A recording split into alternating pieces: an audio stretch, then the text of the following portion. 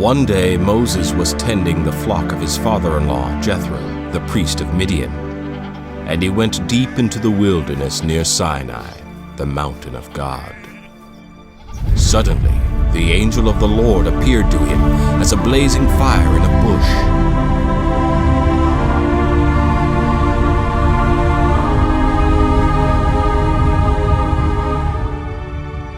Amazing. Why isn't that bush burning up? I must go over to see this. When the Lord saw that he had caught Moses' attention, God called to him from the bush. Moses. Moses. Here I am. Do not come any closer. Take off your sandals, for you are standing on holy ground. I am the God of your ancestors, the God of Abraham, the God of Isaac, and the God of Jacob. When Moses heard this, he hid his face in his hands because he was afraid to look at God. Then the Lord told him, You can be sure I have seen the misery of my people in Egypt. I have heard their cries for deliverance from their harsh slave drivers. Yes, I am aware of their suffering. So I have come to rescue them from the Egyptians and lead them out of Egypt into their own good and spacious land. It is a land flowing with milk and honey. The land where the Canaanites, Hittites, Amorites, Perizzites, Hivites, and Jebusites live. The cries of the people of Israel have reached me, and I have seen how the Egyptians have oppressed them with heavy tasks. Now, go. For I am sending you to Pharaoh. You will lead my people, the Israelites, out of Egypt.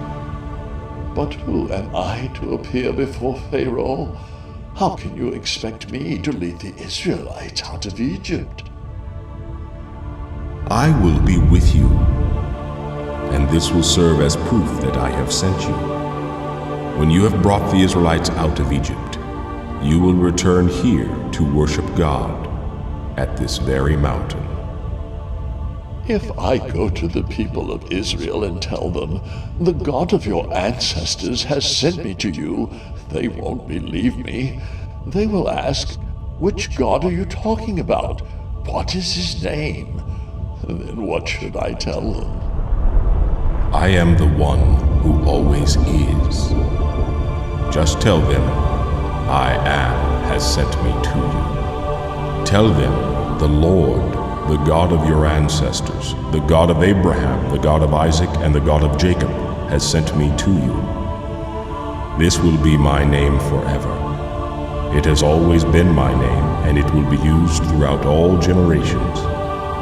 Now go, and call together all the leaders of Israel.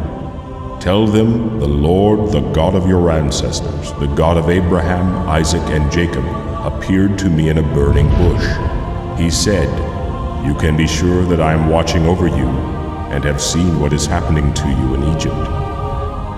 I promise to rescue you from the oppression of the Egyptians.